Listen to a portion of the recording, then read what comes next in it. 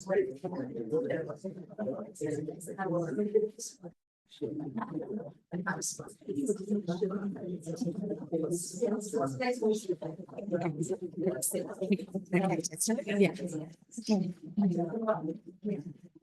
is the 7th year that my brother and sister-in-law, Joachim and Shulamit Isaacs, and my husband Stanley and myself are sponsoring this Yom Iyun for Pesach in memory of our beloved uncle and aunt, Romy and Blanche Shapiro. This couple never had biological children of their own, but their offspring are the many philanthropic organizations that they nurtured with great devotion and unceasing efforts. They both grew up in London in religious homes that valued Torah study and tzedakah. Their Zionist commitment began with their first visit as a young couple in 1935 to what was then Palestine. Throughout their long lives, Romy lived to be 103 and Blanche to 106. And they only missed by a few months celebrating their 80th wedding anniversary. They continued to put their hearts and souls into the support of Jewish educational institutions and community institutions, particularly those connected to the arts in Israel as well as in the US. They played a prominent role in the American Friends of the Israel Museum and were founders of the American Friends of the Bezalel Academy. They did not just donate funds, but they gave unstintingly of their time, their energy, their skills, and their expertise. Moreover, their enthusiasm and dedication encouraged and inspired others to do so as well. They were known for their gracious hospitality, and they hosted innumerable charitable events in their beautiful home and held wonderful Pesach Seders. Quietly, without fanfare, they performed many acts of personal generosity to family, friends, as well as complete strangers. On this day of our learning together, may their souls have Aliyah, and may their merits contribute to our seeing a coming year of peace, with the healing of all our wounded and the return of all the hostages. Thank you. Thank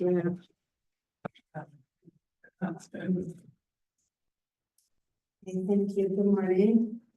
It's as always a great honor to speak in memory of Romy and Shapiro.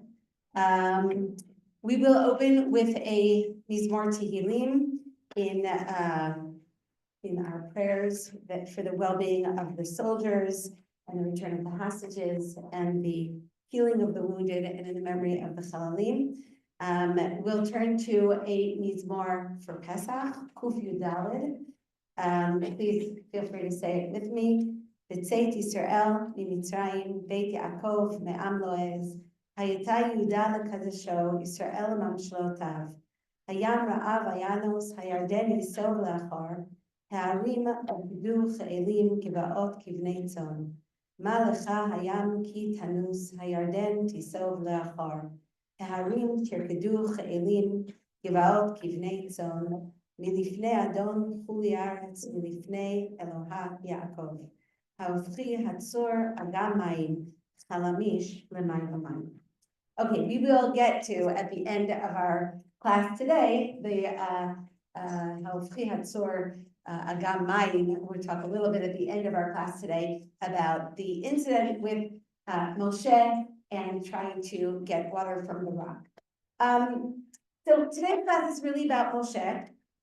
And we're going to do a bit of a journey through the life of Moshe to try to get a bit of a broader sense of who Moshe is. For those people who are using their phones for Tanakh, it's going to be a little hard. We're going to be a little bit moving through the Tanakh at a pretty rapid pace. So for those of you who have Tanakhs, I definitely do recommend taking them out. Moshe is our great Torah leader, and we have some wonderful figures in the Torah that we consider to be great leaders. But really in the Torah, when we look at Moshe, when we think about Moshe, he is the great figure of the Torah. I would say maybe parallel to Moshe's role in the Torah, we have David in later books, right? David is very much the leader of Nevi'im, and there are a lot of parallels between them, which we're not going to talk about. But really, when we think about Moshe, we are thinking about the great leader of Am Yisrael, the one who, of course, confronts Paro, the one who brings the 10 plagues, the one who brings the Am Yisrael out of Mitzrayim, leads them through the desert, brings them the Torah, right? All of these very impactful events take place under the auspices of Moshe, of course, building the Mishkan also, right? These are all things that leave a great impact upon the Jewish people. I want to talk a little bit today about two different kinds of leadership, both of which I think really play out in the story of Moshe. The first leadership, and it's pretty evident, I think, from the title that I gave to this year, what the basic subject is going to be. The first type of leadership is leadership by power, leadership by force. It's symbolized by the hand or the staff, right? I mean, in the Moshe story, the hand and the staff blur, right? We have several times in the plague story when God tells Moshe, raise your hand, and Moshe raises his staff, or God says, raise your staff, and Moshe raises his hand, right? The staff and the hand, they kind of blend into each other, and they both, for our purposes at least, pretty much seem to symbolize the same thing, potent force, right? Using force in order to compel others to do your will, right? The goal, of course, is obedience, right? But the obedience is, I would imagine, somewhat mindless, right? It's instinctive, right? It's reactive, right? You strike someone and they do what you had desired that they do. The other kind of leadership, which also I think is going to be very much part of our story, is persuasive leadership. It's about communication. It's symbolized by the mouth, right? It's perhaps more difficult, it's more arduous, requires a lot more thought, and it's less powerful, right? It's not, you're not gonna get an immediate reaction, right?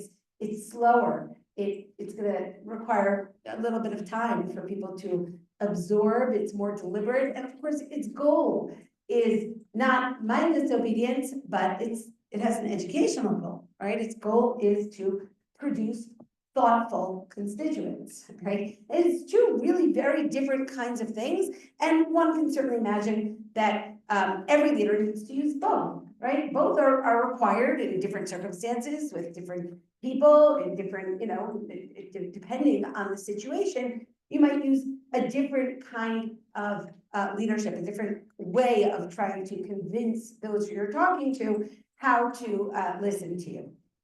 But of course, in the scheme of things, we prefer the mouth, right? I mean, the use of force is one that just so easily slides into tyranny and evil, right? It doesn't always, not always evil, right? But it easily slides into tyranny. The use of persuasion, while slower, it's a longer road, but it can lead to, I think, a much better society, a much healthier society, more cooperative, more democratic, more people who are on board together in a cooperative effort to create a viable community. Okay, so I mean, I think we have a certain preference, but we recognize that both of these types of leadership are necessary. But what I really want to do is see how this story plays out in Moshe's life. I think it really is the story of Moshe, and for better and for worse, right? Both Moshe's successes and some of his failures should be seen, I think, through the prism of this idea. Okay, so let's start from the very beginning, right? The very beginning of Moshe's life is Shemot Perek Bet, right? The second chapter in the book of Shemot.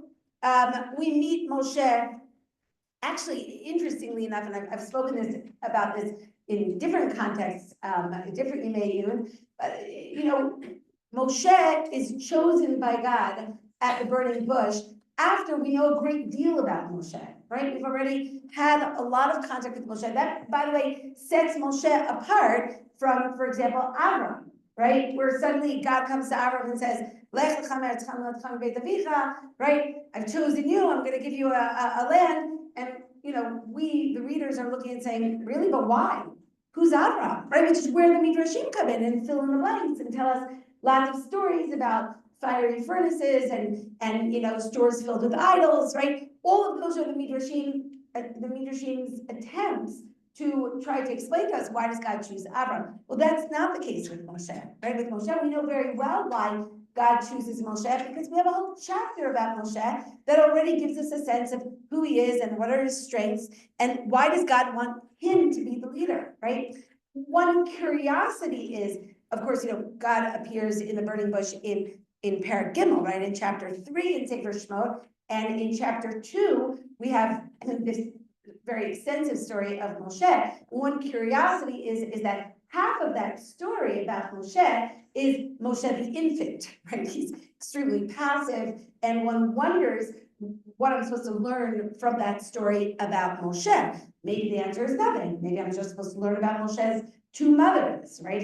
His biological mother, who births him, and his Egyptian mother who takes him out of the artificial womb, right? The teva, right? Maybe there's the stories about the mothers and not about the child.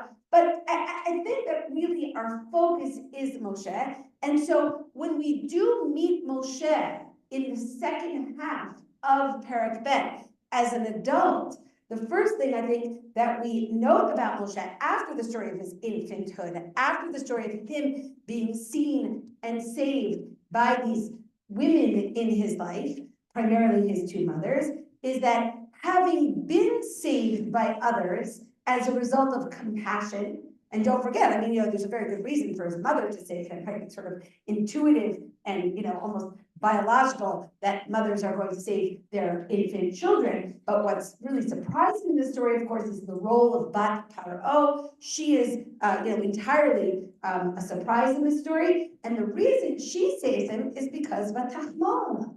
She has compassion over him, Vatir Elu, and she sees him, and Yael. She sees this child. So she looks at Moshe and has compassion and saves him. And what emerges from that story is someone who looks at others and has compassion and saves them. That's the whole story of Moshe in Perek Bet. If you break it down, which the Abarbanel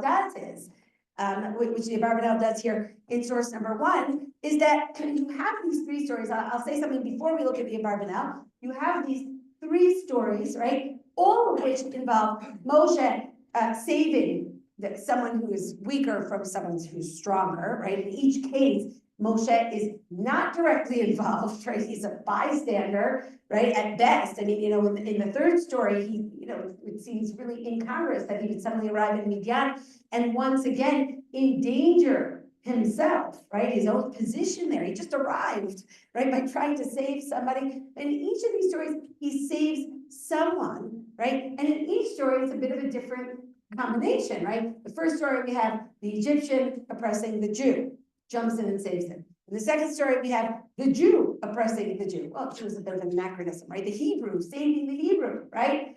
Jumps in and saves him. In the third story, we have someone who is not Hebrew oppressing someone who is not Hebrew, right? We have the Midianite women who are being oppressed by the Midianite shepherds, jumps in and saves them, right? So what pulls these stories together is not ethnicity. It's not some kind of loyalty to a particular group. Again, that emerges from the story of his mothers, right? He has his Hebrew mother, and he has this Bat Paro, right? Which is the daughter of the tyrant who made the decree that you have to kill all the boys, and she saves him. So he is a product of women who save not on the basis of ethnicity, but on the basis of compassion, and he becomes one who saves others, right? Look at what the Abarbanel says here. He says,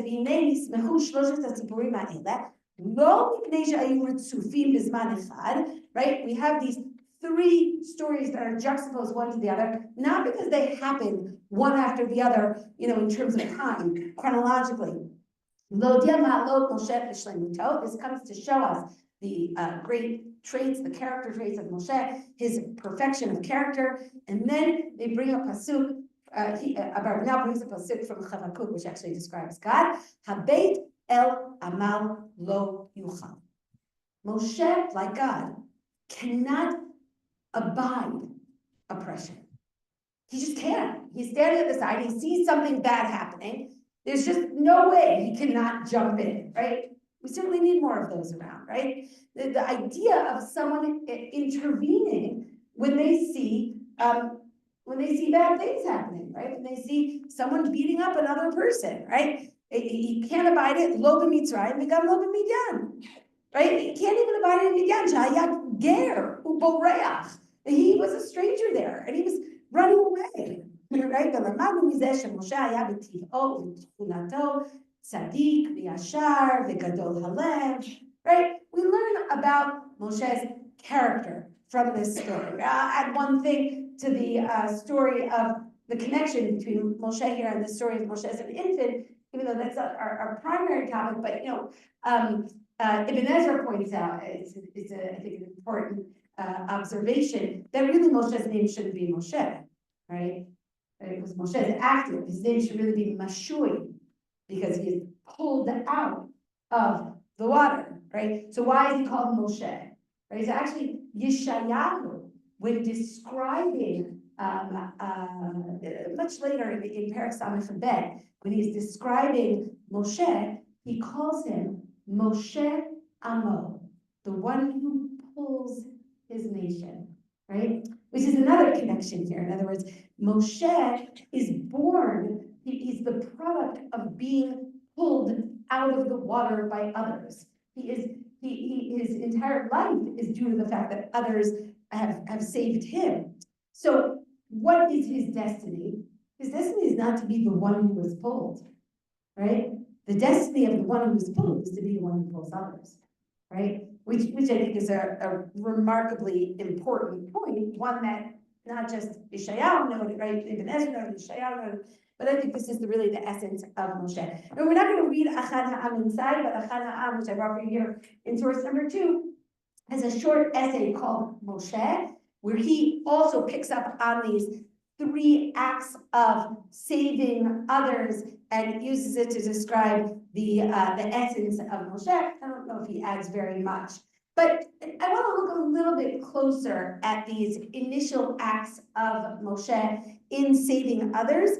If you look in Shemot, Perek Bet, Pasuk Yud Aleph, when Moshe emerges from the palace the first time, right? Pasuk Yud Aleph, I'm reading in Shemot Perek Bet Pasuk Yud Aleph. It's not on the source sheets. I never put Tanakh sources on the source sheets. I'm sorry for those people who are looking for it there. If you have a Tanakh, great. If not, you can all look at your phones. I know you're not looking at the news, right?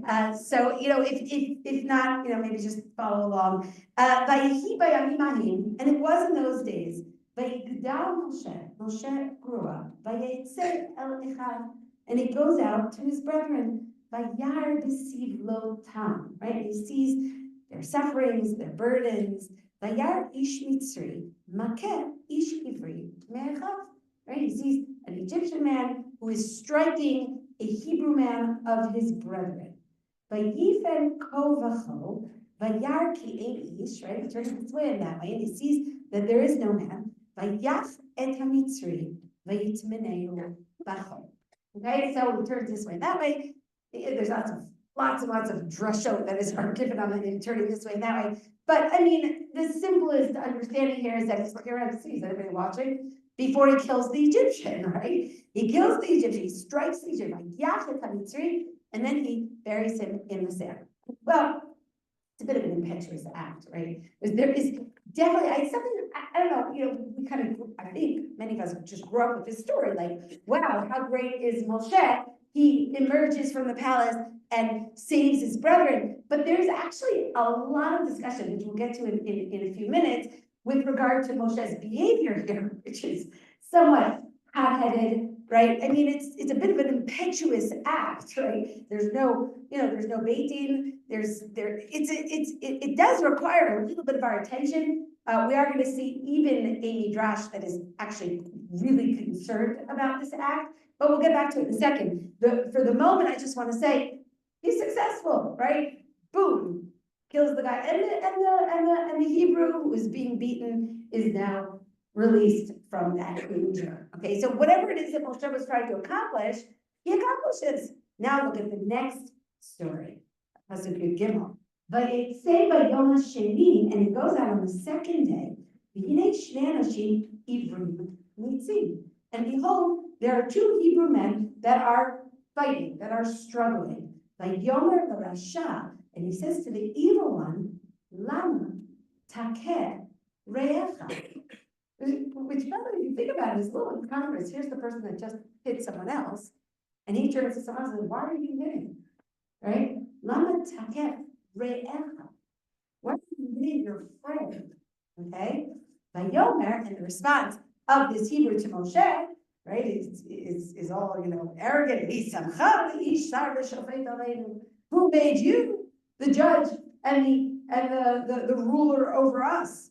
Right? Do you want to kill him?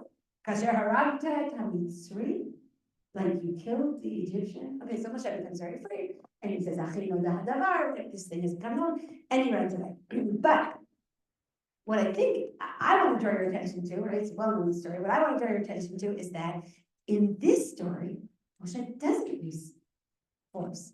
He uses speech, right? When he meets the Hebrews, right, his brethren, right? And when he's trying to create re'im, right? The idea of creating a society of goodwill, of fellowship, right? Of right? Instead of immediately resorting to force, right? He tries to persuade. He uses education, right? He speaks, right? Now, of course, this is the essence of the Torah, right? We said Moshe is the great Torah leader. I think we do have to understand that even in terms of the structure of the Torah, right? When you look at the 5 books of the Torah, right? What's our middle book? Vayikra, right? And Vayikra is pretty much divided into 3 sections, right? It's the 3 Kiddushot. The opening section of Vayikra is Kiddushat HaMakom. It is about sanctity of space. It's about how we come into the Mikdash. The final section of Sefer Vayikra is about Kiddushat HaZman, right? It's Parshat Emor. It is about sanctity of time. And the middle section of Parshat Vayikra is, Sefer Vayikra is Parshat Kedoshim. Kedoshim Tiyu. It's about sanctity of humans. It's about Kiddushat Adam. And what surrounds Kedoshim, what surrounds Kiddushat Adam are the 2 parshiot of the Arayot, of sexual morality. That's how you create a kind of a vessel for Kiddushat Adam. But in the center of Kiddushat Adam, which is the center of Vayikra, which is the center of the Torah, we have V'ahavta l'recha kamocha. That's the center. That's what's embedded in the very deepest place of the Torah. So it doesn't really surprise me that the first words of Moshe are Lama Takeh Re'echa. It's a programmatic statement. It's we don't use makot. We don't use force when we're trying to create a society that is based on fellowship, on love, on respect, on appreciation for the other, right? And that point, I think, is very much part of the initial journey of Moshe, although, I think you're all noting, he's not very successful. That what? I'm sorry? Oh, we're gonna get to that in a minute. Yeah, okay. But I mean, again, speech is the long road, right? You can't just emerge from the palace and say, listen up, everybody, and everybody just listens, right? Speech requires patience. It requires taking the long road. And Moshe, does not succeed with the Ephraim, and he runs away, right? So, Rashi already knows that when Moshe runs away, right, it's clear that the shot is that he runs away from Paro, right? He thinks Paro's going to kill him because he, took the law into his own hands. But the deeper meaning, Rashi says as well, right? Rashi does one of those interesting Rashi-like things where he says, keep shuto. And then he says, umidrasho, or he says, there's a pshat here. Pshat here is that Moshe runs away from Paro. But the deeper meaning is that Moshe runs away from his hopelessness about being able to save Am Yisrael from their own immorality, right? He has glimpsed what has happened to this nation of slaves, and he is not pleased, and he runs away. And it's a really good reading for several reasons. One is because, of course, Moshe kind of disappears, right? I mean, he just leaves and then he doesn't come back. We don't know how many years. The Midrash speculates as to how many years, but he gets married there and he has children there. But the other reason that it's a really good reading is that because when God comes to him at the burning bush and chooses him to go and save Am Yisrael, and God says, listen, Am Yisrael is in a terrible place, right? They are suffering terribly. And he's speaking to a person who can't buy the suffering of others. He's speaking to the right person. So, one would expect Moshe to jump up and say, Hineni, I'm here, right? But he doesn't. No. Who am I? And how can I possibly speak to Am Yisrael? How can I possibly speak to Paro? And he just keeps resisting. Right? The story at the burning bush is the story of Moshe saying to God, no, right? 5 times he says no to God, right? And God is trying to persuade Moshe. And one of the things that God does to try to persuade Moshe, or certainly in Shemot Perek Daled, okay? Yeah, okay, in Shemot Perek Daled, if you look in Shemot Perek Daled, right, after Moshe voices his third objection, right, he says, they won't believe me, right? He says about Am Yisrael, they won't listen to my voice. How can I possibly convince them, right? What does God say to him? What's in your hand, God says. Vayomer mateh. He says, oh, I have a staff in my hand. And God says, throw the staff to the ground. And the staff becomes a snake. He says, now take your hand and pick up that snake. And it becomes a staff. He says, now take your hand and put it into your chest. And then take it out. And it becomes leprous. Now put it back in. And it's no longer leprous. And now take your hand and take your stick and take your hand and take your stick. Do you hear? Right? And all that seems to work, right? I mean, Moshe is good with the hand. He's good with the stick. See, if you look at the Ramban here that I wrote for you here in source number 3, Ramban asks really, I think, a very obvious question with regard to the otot that God gives Moshe here, these signs. Ramban asks, we'll start with the beginning of the Ramban, right? God says, throw it to the ground, he throws it to the ground. Lo havinoti, lama asah ha'otot leMoshe. He asks a very honest question. He says, why is Moshe doing the signs now? Moshe's all alone in Midian, standing with his sheep in front of a burning bush, and God says, okay, perform the following miracles. And he does. Is it just practice? Right? Because obviously he's not the address, right? He says, the people are not going to believe me, right? And God says, okay, throw down your stick. And he watches all these things. It sounds like Moshe doesn't believe God. Right? So there are several ways to go with this, right? Ramban first brings the Midrash. I skipped the Midrash. I think it's a pretty well-known Midrash. First he brings the Midrash and he says, well, this is punitive for Moshe. God's angry at Moshe. And so think about the kinds of things that he's experiencing. A frightening snake. He runs away from the snake. That's really scary for him. And then his hand turns leprous. I mean, we know leprosy it's a consequence. It's a punishment for sin in many cases in Tanakh. So the Midrash says, well, this is a punishment for Moshe. But the Ramban says, no, this is coming to strengthen Moshe, to teach Moshe, we won't read the whole Ramban, to teach Moshe how to be a leader, right? To give Moshe strength to be a leader. Now, if that's the case, great. I mean, because, Moshe is okay with this. God says, to be a leader, you need to know how to use your staff. You need to know how to use your yad.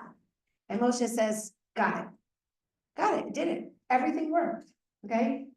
And then, before we're done, this whole burning bush story, Moshe throws one final objection to God, and it's the trump card, right? He says, what does he say to God? And this is what Miriam said before, right? In Pasuk Yud, Vayomer Moshe El Hashem, I'm in Perek Daled, Pasuk Yud.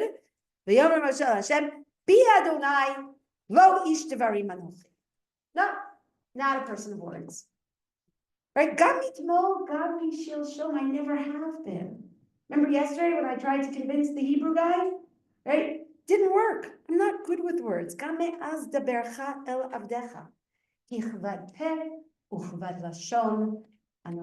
Right? I am, whatever that means, tremendous amount of debate among the Parshanim about what it means. I am heavy of mouth. I am heavy of speech. And God says, listen, it doesn't really matter what you are. Right? Who gave a mouth to a person? I can empower your mouth. And Moshe says, no. Shlach nabiyati shlach. There's no overcoming this one. Right? I can't. The pet, you want me to be a leader, I need to be able to use both. Right? The yad, the mateh, that I can do. The mouth, I can't do it. Shlach nabiyati shlach. That's Moshe's final word. And it is followed by, I wonder how many people are aware of the fact that the burning bush story ends in crisis. It is not a good story in the end, right? Because it ends with Vayichar af Hashem b'Moshe, right? God becomes very angry at Moshe. And then he says to Moshe two different things. He says, okay, hello, Aaron achicha Levi, yadati ki daber yedaber. Your brother Aaron, he has speech. Your lo ish dvarim, he has speech, right? V'dibarta elav, v'samta et dvarim befiv. V'anochi yeh im picha ve'im pihu. V'diberu, I'm skipping a little bit. V'diberu lecha la'am, v'hu yeh lecha lefeh. You know, diber peh. Somehow we'll create some kind of system where Moshe's mouth will not be the primary focus. He will have assistance, right? A lot of crutch when it comes to speech. And then here's the part I don't want you to miss. Before, in the very last pasuk, after God says, okay, I'm going to give you Aaron to help you with your mouth. Then he says to him in pasuk Yudai, this is the last pasuk of the burning bush story, ve'et hamateh hazeh tikach biyadecha asher ta'aseh bo et ha'otot. Don't forget your hand. Don't forget your staff. That you can do independently.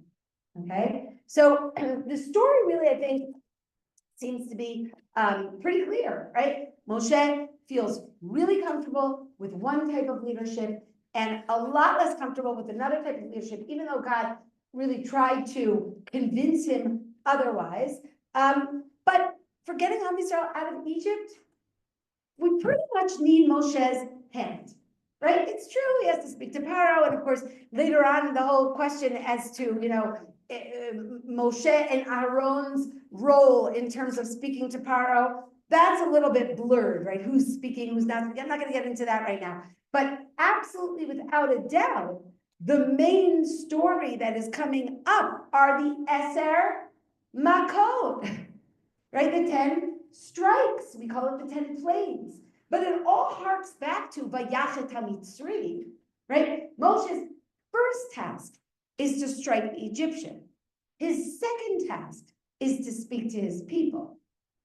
That one is harder, okay? So the first task seems to go pretty well. Look, I will say, if you look at sources 4, 5, and 6, which again, we won't read them inside. I'm just going to refer to just, for lack of time. All of these sources are kind of struggling. I don't know, maybe struggling is a little bit of an exaggeration, but they're dealing with the question of how Moshe could just hit and kill an Egyptian, right? So again, it's funny because it's just not a question that I ever learned to ask as a child, right? Oh, Moshe hit the Egyptian, great, right? But the Midrashim, the Parshanim, are a little more concerned about it, right? Because, we do believe in law. We do believe this vigilantism. It's a little concerning. And therefore, each one in their own way. By the way, I think that famous Midrash, which I didn't bring for you here, of Moshe killed the Egyptian by uttering the name of God, right? You know that one? That also comes from this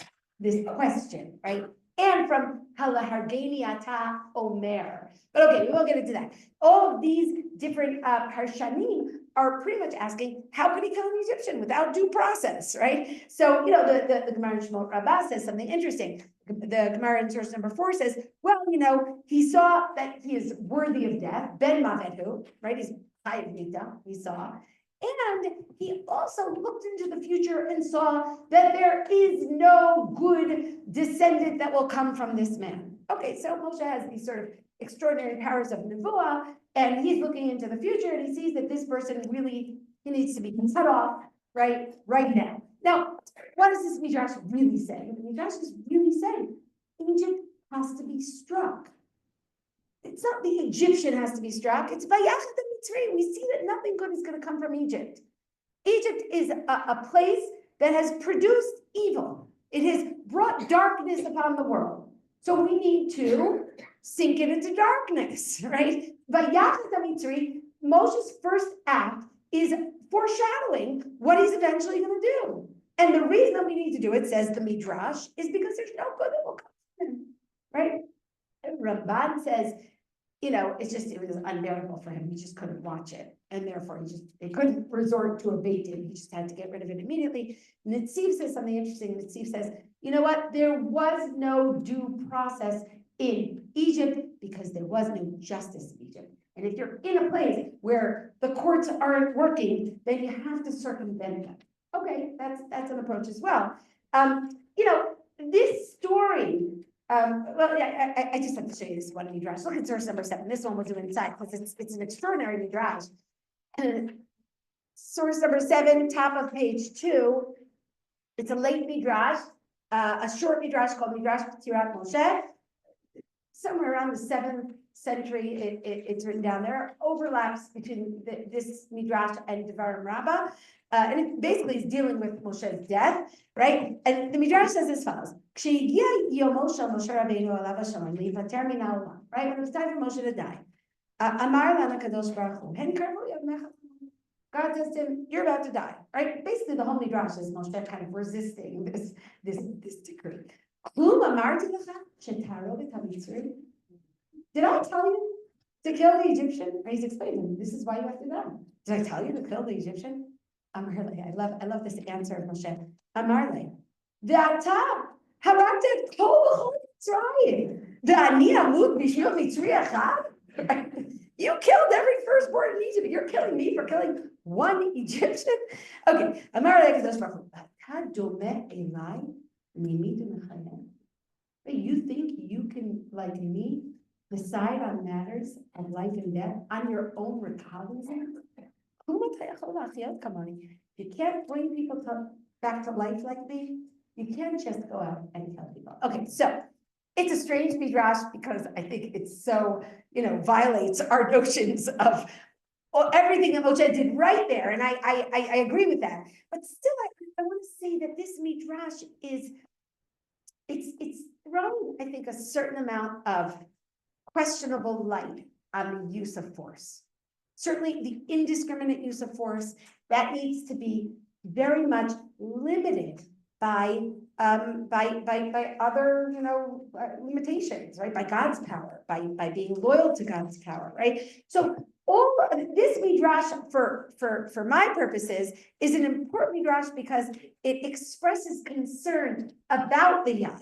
And even that very first act of Moshe needs to be kept in check. We need to understand the dangers of it, okay? And I want to say that still, certainly when we talk about Egypt, we're talking about a society that uses force, that knows force, that responds to force. I am not talking about today. I'm talking about then. I know a lot of you are thinking that, look, the story, the next story of like the mateh, the use of the mateh, is the story of the kind of almost contest between Aaron and Moshe on the one hand and Paro and his servants on the other, and they're throwing their mateh to the ground. And it's a story of the clash of force, right? The clash of authority, right? So we are dealing with a society, think of Shmot Parak Hey, where the only place really where we have an actual description of the slavery, right? Remember, he sends them out now you have to gather straw, right? And we have the Yiku Shotrei B'nai Israel, right? There's force going on. There's beating going on. Paro is described several times as having a yad chazakah, a strong hand. That's why God has to have a yad chazakah. against Paro, right? Force needs to be met with force, especially society where force is, embedded so deeply into the ethos of that society, right? You can't then say, let's negotiate. Oh, I really feel like I'm talking about today. I'm not. I am talking about the Tanakh, and Moshe. Moshe is good with the staff, as we said, and God tells him, take your mateh. But I want to show you one more thing, which I think is really important. In Perek Dalet, Pasuk Yud Zayin, God says, don't forget to take your mateh. Take Aaron to be your spokesperson, and take your mateh. And 3 pasukim later, when Moshe is on his way down to Egypt, in Pasuk Kaf, we are told, Vayikach Moshe et mateh ha'elokim biyado. That's a really important modification, right? He takes the staff of God. What is the staff of God? Where did he get it from, right? What does it mean, a staff of God? So there's lots of really interesting midrashim about this mateh ha'elokim, which we won't get into. The most famous one is that it has engraved on it, Titzach Hadash Ta'akav. Right.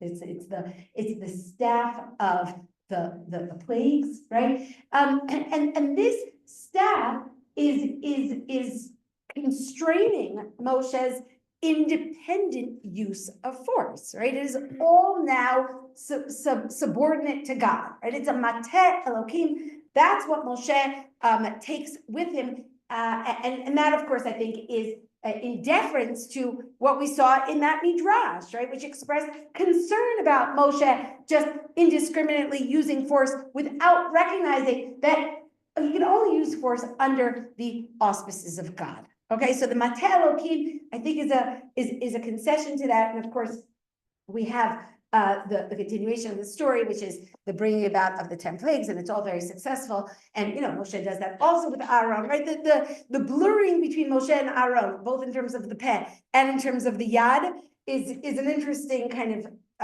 other direction that we're not going to take. But it's a little more complicated, I think, than it seems like it is going to be from the beginning of the story. But I want to skip ahead to the Yam Suf, because there also, of course, Moshe is using his yad, right? We have that many, many times at the Yam Suf. I want to read for you Shmot Perek Yud Dalet. Skip ahead to Shmot Perek Yud Dalet, Pasuk Tetvav, right? When God turns to Moshe, almost with a reprimand, right? It seems like a slight reprimand. Moshe, Ma titzak, why are you crying to me? Which is interesting because we actually didn't see him crying to him. Right? It's interesting assumption. Daber el bnei Israel v'yisa'u. Speak to Am Yisrael and let them start their travels. Now, this is a really hard thing to convince Am Yisrael to do. Egypt's in back of them, right? The sea is in front of them, and now Moshe has to tell them, just walk towards the sea, right? Daber el bnei Israel v'yisa'u, right? And then he goes on, he says, V'ata haremet batcha, u'netei et yadcha la'amu v'ka'ev. He says, you know what, actually, pick up your staff and raise your hand, and then you can split the sea. Okay, so there's a little bit of tension here between the speaking and the using of the staff. Actually, I found this midrash, a really interesting midrash. Look at source number 8. I do want to read this one inside, based on these words. Daber el bnei Israel v'yisa'u. And I think the midrash is picking up a little bit on the tension here between speech and the use of force. Vayan Moshe lifnei HaKadosh Baruch Hu, Ribono shel olam, v'ani, ma ani aseh? Right? Moshe says to God, what am I going to do? Amar lo, he said to him, Tol hamateh asher natati lecha, v'lech el hayam b'shlichuti, ve'emor lo, ani shlucho shel yotzei bereshit, galed darkecha levanai she'ya'avru ba. Right? So Moshe says, how do I do this? So God says, listen, take your staff, the one that I gave you, and go to the sea in my, you're my shaliach, right? As my messenger, and say to him, I am the messenger of the one who created the world. Now, open up your sea so that you give them a path to walk through. Okay, Moshe went to the sea and he said to him the words of God. Vaya'an hayam el Moshe. And the sea responds to Moshe. Lo asek kidvarcha. I will not do your bidding. Lefi shatay yilud isha. Because you are mere mortal. You are born to woman. Velozo bilvad. That's not the only reason I'm not going to do your bidding. Ela shani gadol mimcha shlosha yamim. I'm 3 days older than you. Shani nivreti b'yom hashlishi. V'ata lo nivreta ad yom shishi. I was created on the 3rd day. You were created on the 6th day. I don't need to listen to you. Miyad yishiv Moshe divrei Hayam el HaKadosh Baruch Hu. So Moshe went running back to God. This is what the sea said to me. V'amar HaKadosh Baruch Hu. Misarev v'rapo. Moshe said, if a servant refuses to do the bidding of his master, what does it mean? Malkina oto b'mateh. Moshe said, oh, well, he beats him with the staff. Amar HaKadosh Baruch Hu. Harim et matcha. Pick up your staff and hit the sea. Moshe, that's right. So Moshe does it, right? You hear what's going on here? Now, the inanimate objects in this story, we're going to see with the rock also, right? The sea, the rock. These are all metaphors for Am Yisrael is time, right? Or Egypt for that matter, right? How does Moshe, convince the sea? Well, he tries speech. That doesn't really work because the sea is a little arrogant, right? He doesn't think he has to listen to Moshe. So God says, all right, well, when the speech doesn't work, so use your staff, okay? It's an interesting midrash, but it really leads us to an upcoming story in Perek Zion, which is when the people start complaining, right? First we have Shirat Hayam, it's the great high, the end of Yetziat Mitzrayim, and then the people start complaining, right? Oh, we don't have water, we don't have food, why should you take us out to the Midbar? How we wish we could go back to Mitzrayim, right? All these very, problematic things that they say.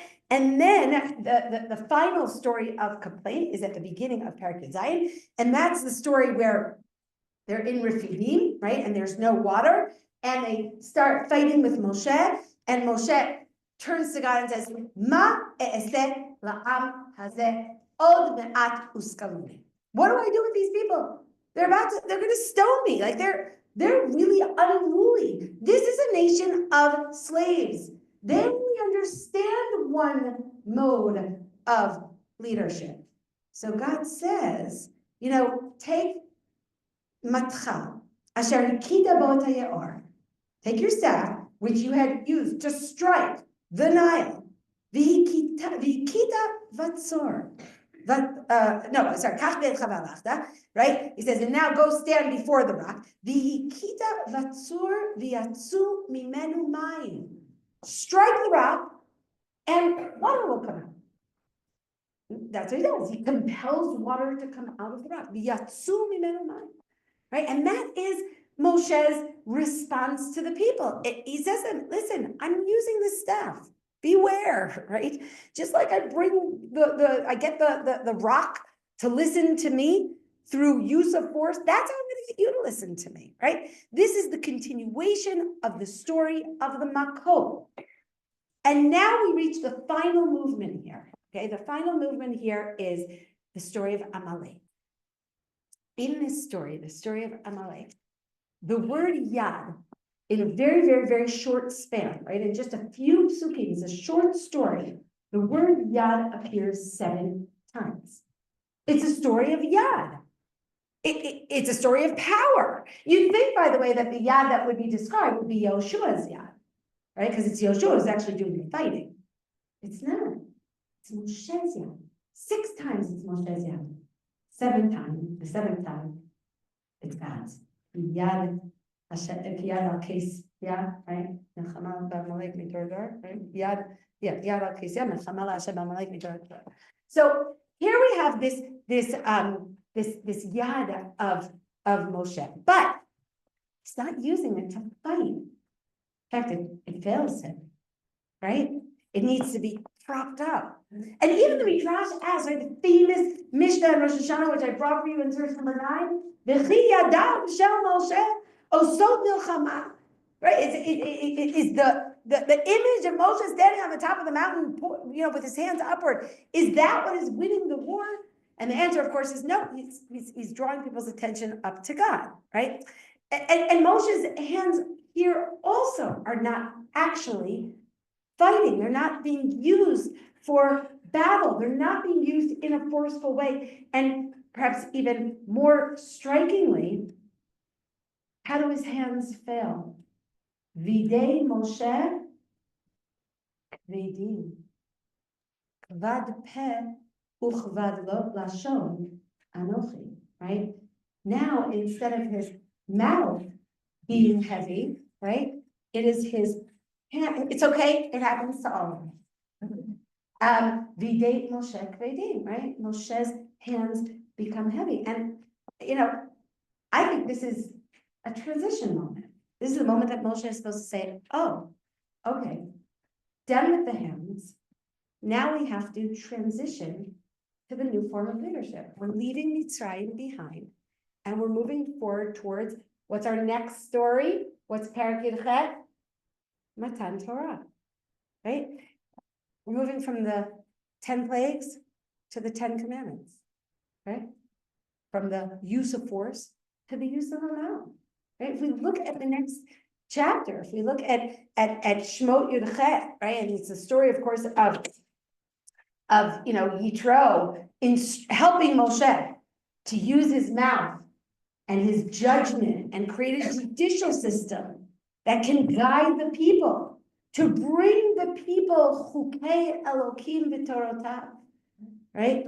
If you look at that story, starting in Pasuk Yudaled, down to the end of the parak, which is the kind of conversation between Yitro and Moshe about how to set up the judicial system, the word davar appears 10 times.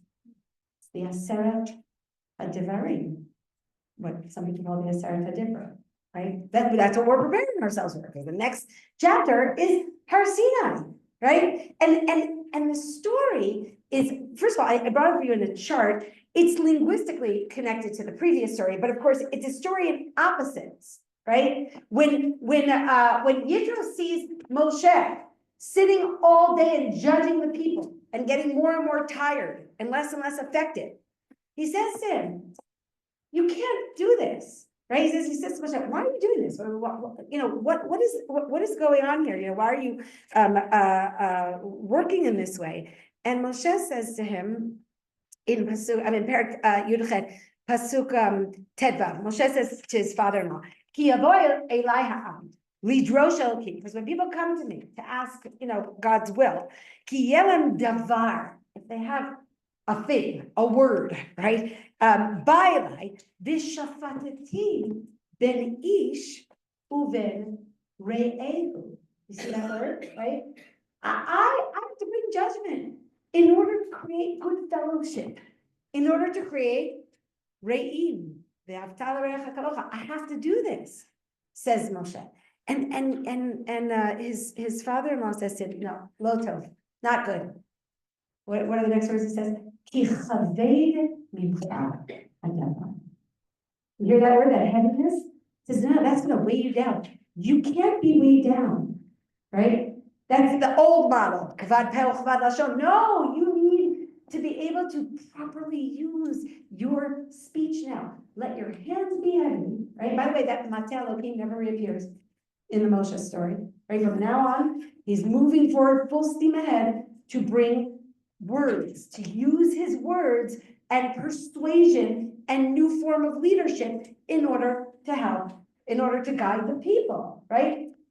And it's the movement, I think. Look, if you look in the chart, you see it's the movement from war to peace, right? It's the movement from fighting to persuasion. It's the movement from survival mode to something more creative and positive, to creating a society that is based on camaraderie, on Torah, on serving God, right? That's something that requires good communication, right? And from this point forward, and the other real, I think, remarkable kind of sequence, some of you may have heard me say this before, is that at the same time that Moshe is saying, I have to do this, I have to create goodwill ben ish ben re'ehu, And Yitro says, but you're doing it the wrong way. And one of the things I think that he is saying is that, when it comes to leading by force, you need power. And then you need one person at the top. Because the minute you share power, you've lost power. He says, but when it comes to leading by influence, by persuasion, you need to get a lot of people on board, right? You share leadership. It doesn't take away, right? The metaphor for this is, if you pour what? Good, fire, exactly right. So if you have two kalim, right, you have two vessels, and you pour from one to the other, so then the first vessel is empty. That's the sharing of power, right? You've emptied your power into another vessel. But when it comes to sharing this kind of leadership, it's you take fire from one candle and you light another candle, then you have more light, right? It's a great metaphor for understanding what Yitro is telling Moshe. He says, listen, this kind of leadership, you need to create a lot of fellowship, a lot of people who are taking responsibility, a lot of people who are persuading and influencing others using speech. Communication is much better done when you have different levels of leadership, right? Because then everyone's communicating to the other and it becomes a group effort. But the other remarkable thing, this is what I started saying, is that when Yitro explains to Moshe, you have to set up, lots of other leaders. He says to him, he says, go and look amongst the people and find these Anshe Chayil, right? And he says, Anshe Emet, Sonevata, Visamta Alehem, listen to the words, Visamta Alehem, Sarei Alafim, Sarei Me'ot, Sarei Chamishim, Visarei Asarot, Vishaftu et Ha'am. Okay? Remember, when Moshe first spoke to the Egyptian, he said to him, Lama takerecha. And the Egyptian said back to him, Mi samcha lisar vishofet aleinu. We don't need judges and officers over us, right? We just use force around here. And along comes Yitro and says, This samtam alehem sarei vishoftu. It's the same exact words. Okay, so we are correcting what went wrong in Egypt. We're creating an entirely new kind of society. And for this, Moshe has to transition to a new kind of leadership, right? Leadership by persuasion, by speech. And he does it. I mean, he does it remarkably. I'm not saying that there aren't going to be some hiccups along the way, which we'll talk about in a moment, right? But I think the best evidence of what he does, aside from obviously the next story, which is Matan Torah, where the people say to Moshe, we can't, don't let God keep speaking to us, right? We need you to mediate, right? Basically, they're saying to Moshe, use your words for us, right? We want you to be the leader through the pen, right? By using words. So all of that is super successful.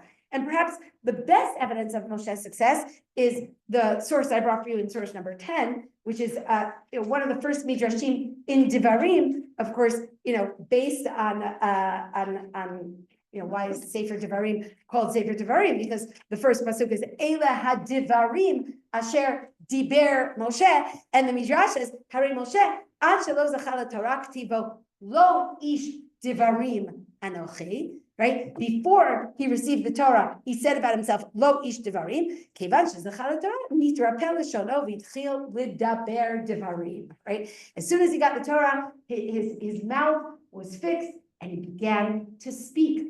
The whole book of Devarim it consists of Moshe's speeches.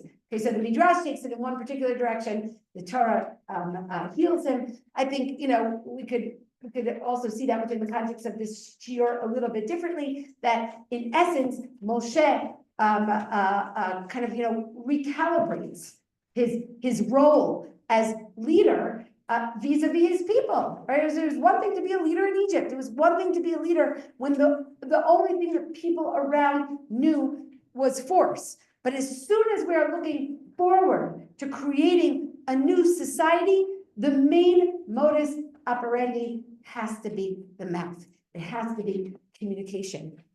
Now, I want to talk about 3 takalot three things that sort of go wrong, and I know some of you are already thinking of certainly at least one of them, and then I want to bring this shiur to a close. So, speech will always remain a weak point in Moshe's career.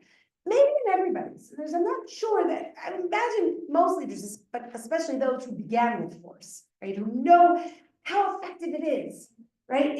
It's just so tempting to take out that staff and just, and just beat the other into submission. It's just so much easier. It's so much clearer, right? And so it's really hard to move away from that.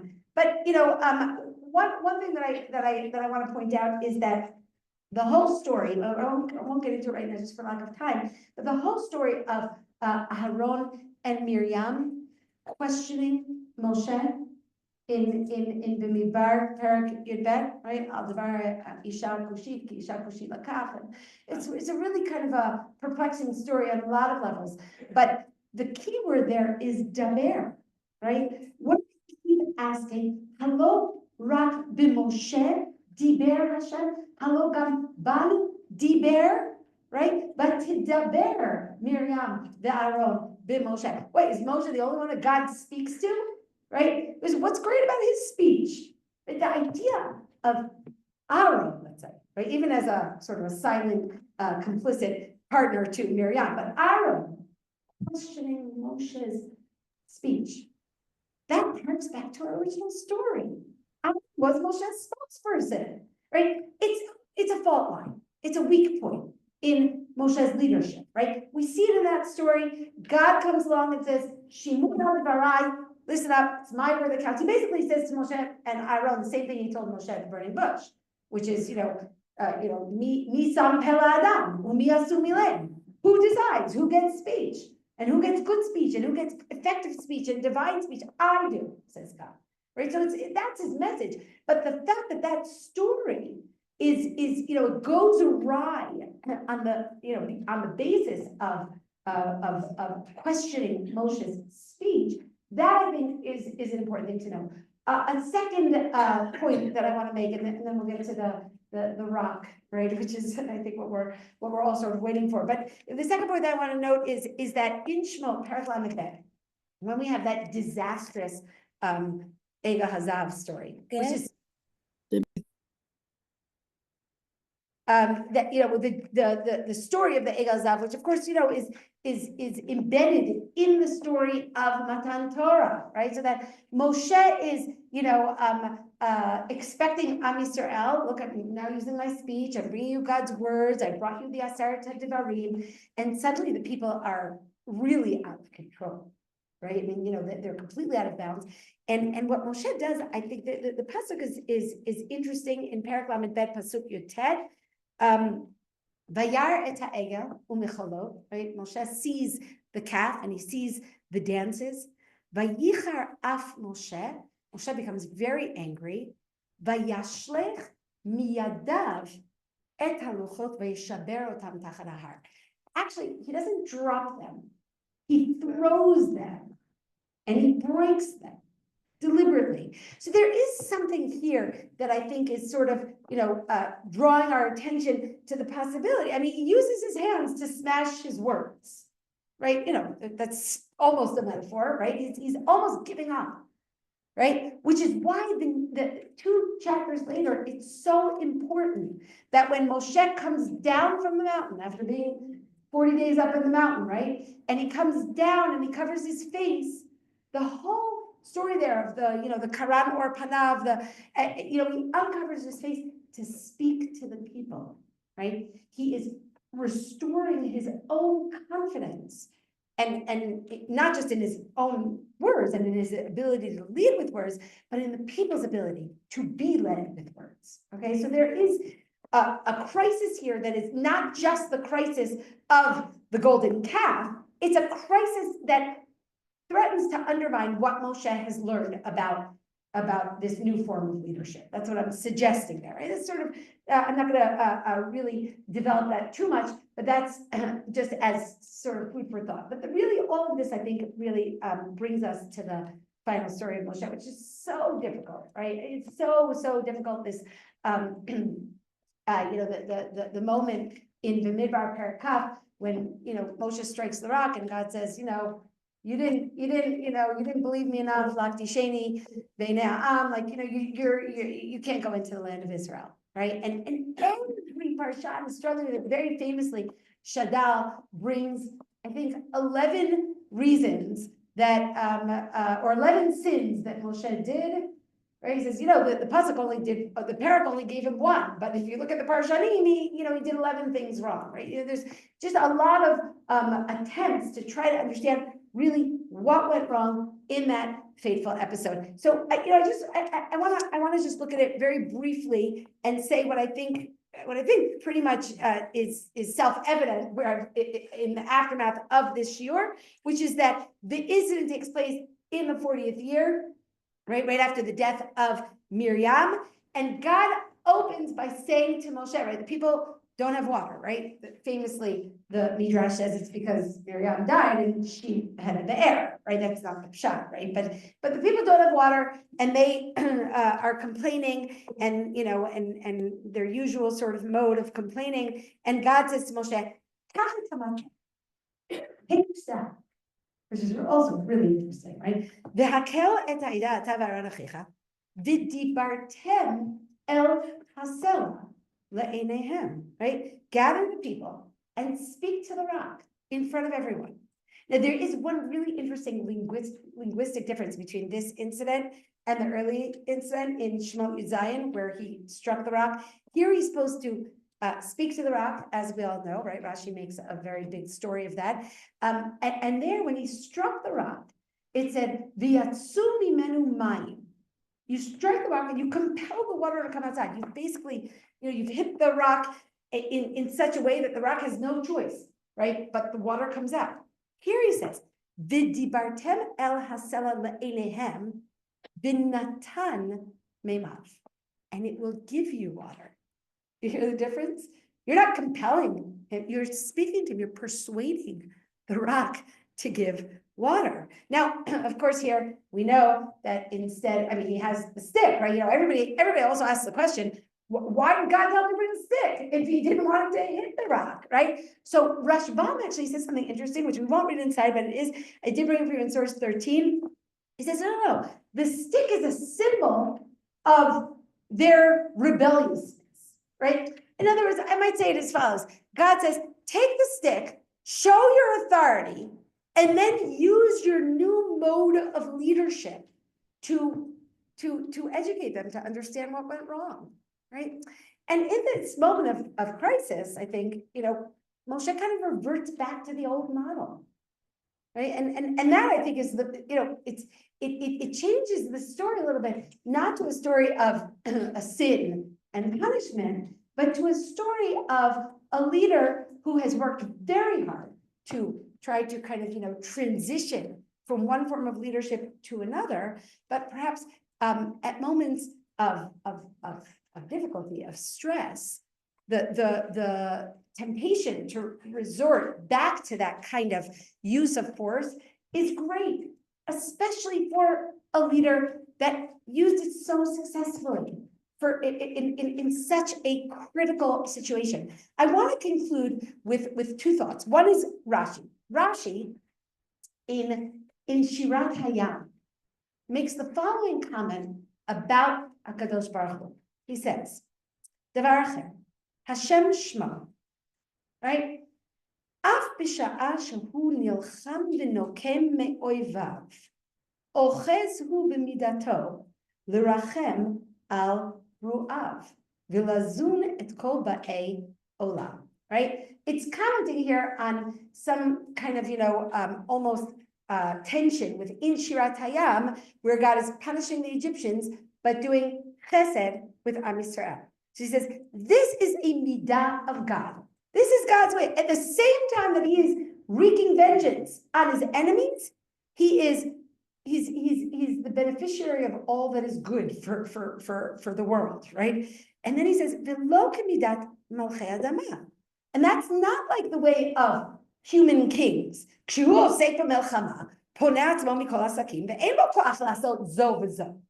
But he's busy fighting to think about other things and to keep that that temperament balance, right? And I would sort of use this to try to understand a little bit what we're seeing here with regard to Moshe. I think that Moshe is extremely successful in his transition from the 10 Makot to the Aseret HaDvarim. But at the same time, what we're seeing here is that to accompany the nation into the land, they need a leader who never used force in that way.